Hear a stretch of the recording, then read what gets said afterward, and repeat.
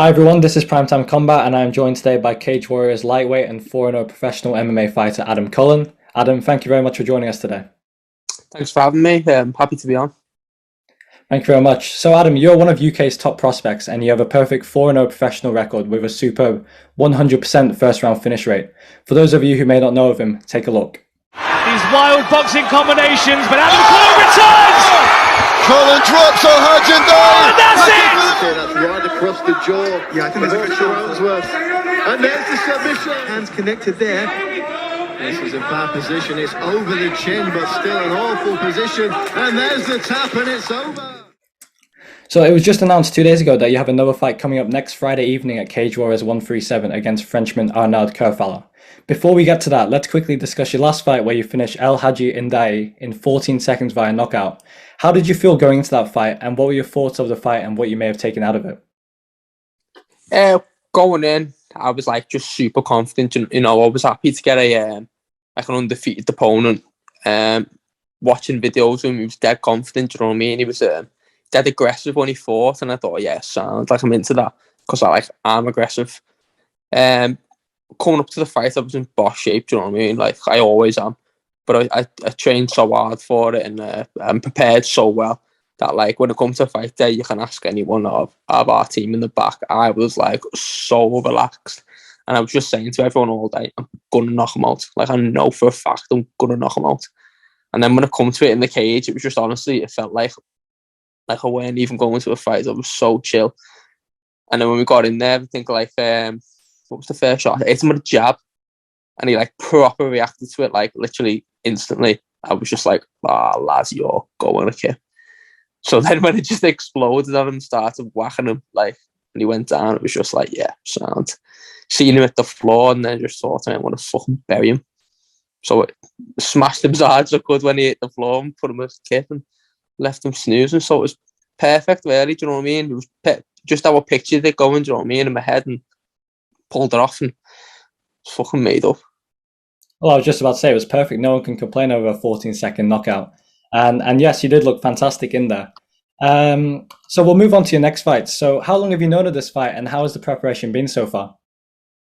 So this is a bit of a weird one. After my last fight, I obviously called for someone in Belfast, and then after the fight, I was told, and I think that would have been exactly 9 weeks post Cage Warriors Manchester. So I thought it's perfect. You know what I mean? Go straight into another camp. I was told after the fight that the card was already filled up with Irish fighters, which is obviously makes sense, doesn't it, for an Ireland show?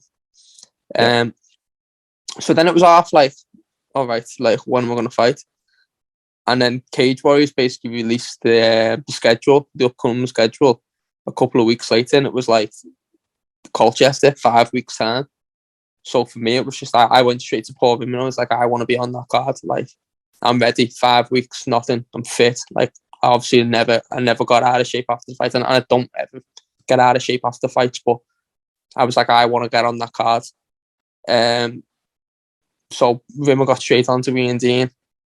Ian said that I wouldn't be getting the ladder called out, which was, it is what it is. You know what I mean? If he wants to flap it, he can flap it. And then I had an opponent originally, a good tough opponent, and he pulled out for about 3 weeks out for whatever reason. Do you know what I mean? I never found out why he pulled out, but that was off. So I actually only got Arnaud. I don't even know how to say his name. I think it's Arnaud. Arnaud. So I only actually got him 2 weeks ago. I got him on Saturday. Looked into him, his game, do you know what I mean? He's had a few fights on M1 Global and that. He stepped up. I think a few of his teammates were already over here fighting other people, so he's obviously just jumped on the opportunity, do you know what I mean? Speaking to Paul Rimman, he was saying, at my stage in my career here, people are going to want to take me out.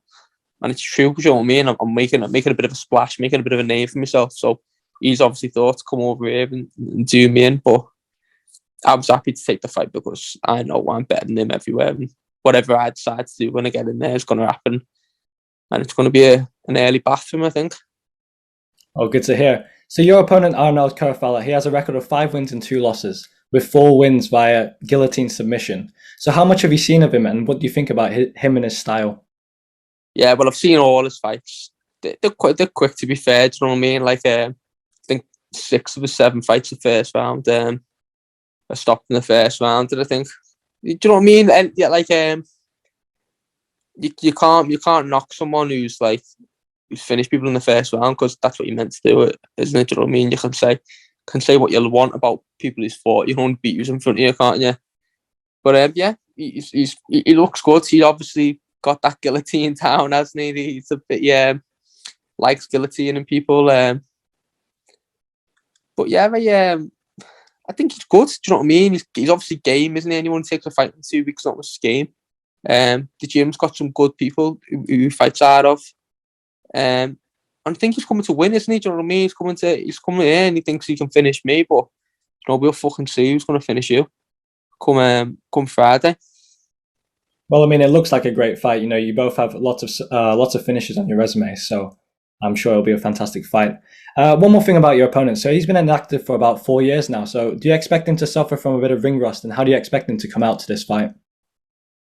I think he's going to be nervous, you know what I mean? I think he's going to look across. Maybe he'll be, confident in his preparation in the back and that, but I think when he looks across at me and sees how excited I'm going to be and how up for it I'm going to be, and it's going to be like, it's a big show, isn't it? Cage Warriors, it's a big platform. People know about it.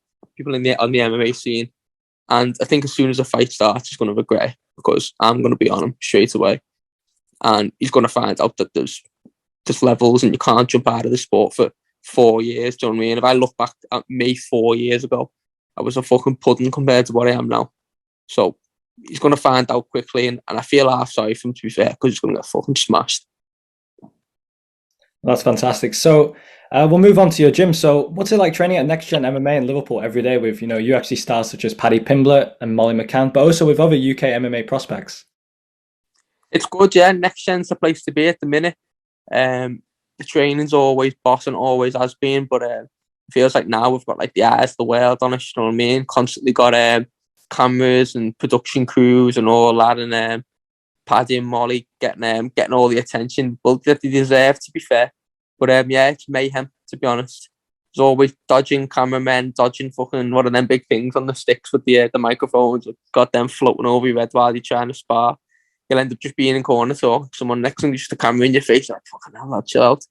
But apart from that, it's good, you know what I mean? And like, everyone's pushing each other every day now, because the goal is like, has always been the same, but it's like a bit more clear now, isn't it?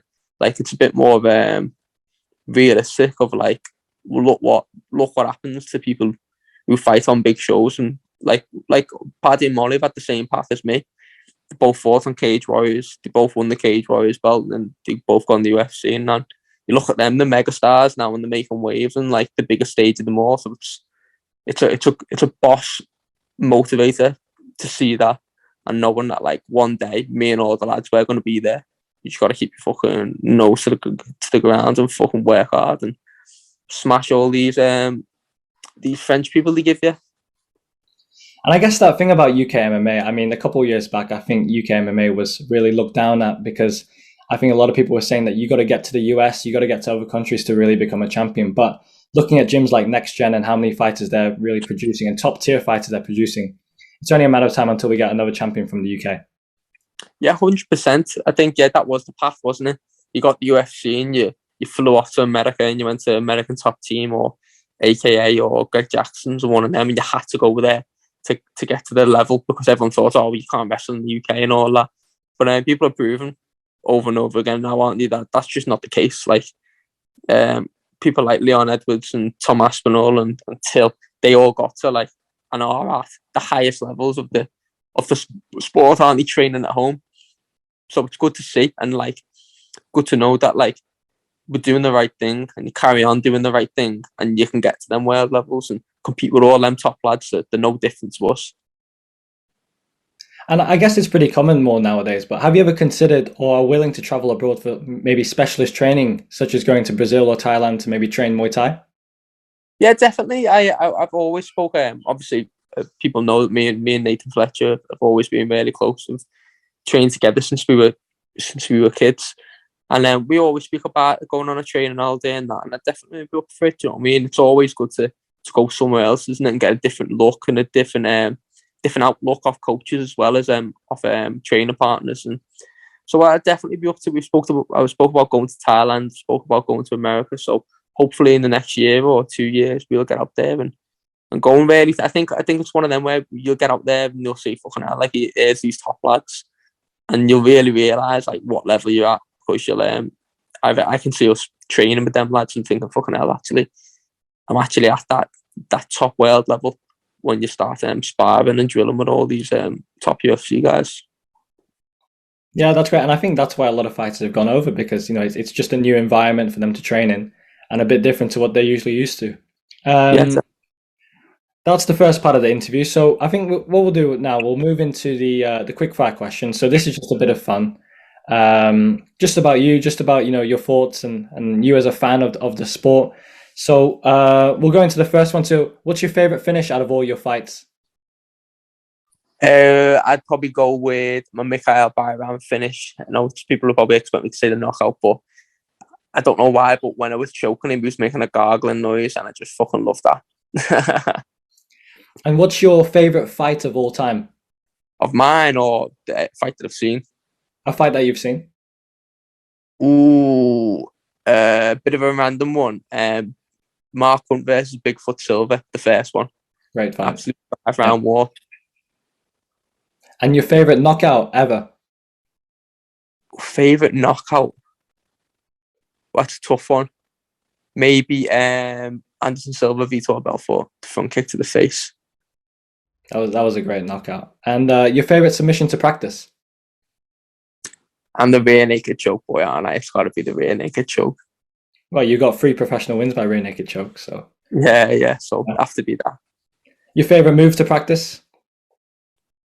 Don't know. Big double leg, slamming someone into the mat. Yeah, love a good double leg. Is there any fighters that you like to watch and maybe aspire from? Volkanovski. Absolutely love watching Volkanovski. Everything he does, perfect. Technically perfect. And tactically as well, very, very strong. Yeah, definitely. Your fighter. MMA GOAT? MMA GOAT GSP. Has to be. And do you have any routines or superstitions before a fight? No, I don't have any superstitions. I actively try not to have superstitions, because I think people are fucking blame losing on stuff like, oh, fucking I didn't have my right socks on when I walked to the cage and all that shit. So no. And your go-to food after a weigh-in? I don't know. After a weigh-in, I'm OCD. I have like a set like pattern that I'm rehydrating that in. So I don't really have like a go-to food, to be honest. I'm pretty standard. Probably like say like maybe like a Nando's. I always tend to have a Nando's, yeah. And I know you say you keep in good shape after fights, but you got to reward yourself. What's your go-to food after a fight? Ooh, I love Chinese. Love a good Chinese little salt and pepper chicken one. Quality. And finally, something your fans don't know about you.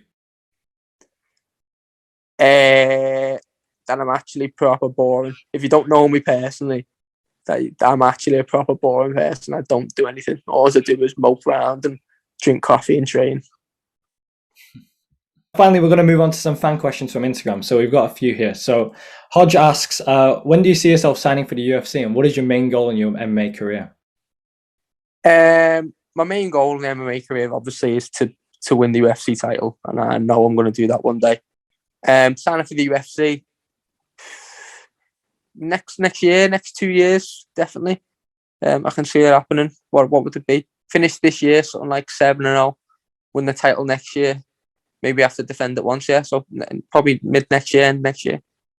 Is there any part in you that wants to take maybe the Pimblet route and get a lot of fights with Cage Warriors? Yeah, maybe, but then you can hinder yourself a little bit, can't you? I think Paddy now, if he was to do it again, would probably say, just go with the UFC. Do you know what I mean? Don't wait. Okay, next question. So Joe asks, considering you win your next fight, how soon would you like a title shot? Title shot at the end of the year. Do you know what I mean? I'm going to be realistic. There's guys that are like ahead of me, like Figrax and that, who probably deserve title shots over me. But end of the year, yeah. End of the year, start the next year. I think I'm definitely going to be the number one contender, if not already the champion. Well, if you keep finishing fights in the first round, then I'm sure you'll come soon.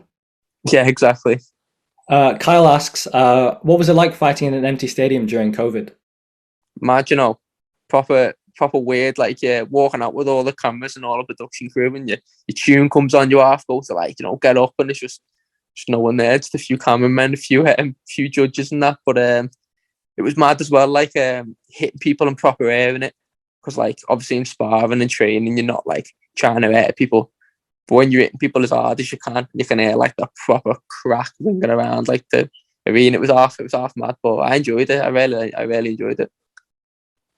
And I just had Joe Martinez, the UFC announcer. I just had him on, and I asked him about announcing during COVID in the Apex when there's no fans, and he really said that it was like a very unique experience, and he somewhat enjoyed it. Yeah, do you know what, lad? I felt like a gladiator. That's what it proper felt like a fight to the death. Do you know what I mean? Because it was just like me showing up with my team and him showing up with his team and no one else there, and it was just like, yeah, fucking go on then, let's have it. It's boss. I enjoyed it. And final question, I'm sure you'll know him, Nathan Fletcher from Next Gen. Will you get the dinners in for the lads after your fight? No, he's getting him in because he never fucking gets him in, the tight bastard. And finally, have you got a message for your opponent? Nice one for taking the fight, lad. Appreciate it, you know what I mean? He's obviously a game kid. And look forward to seeing him there, but he's getting fucked up super fast, so unlucky. Oh, good message. I just want to take this chance to thank you for taking the time out of your busy schedule, especially when it's nearly fight week, to speak to me and share us your thoughts about your upcoming fight.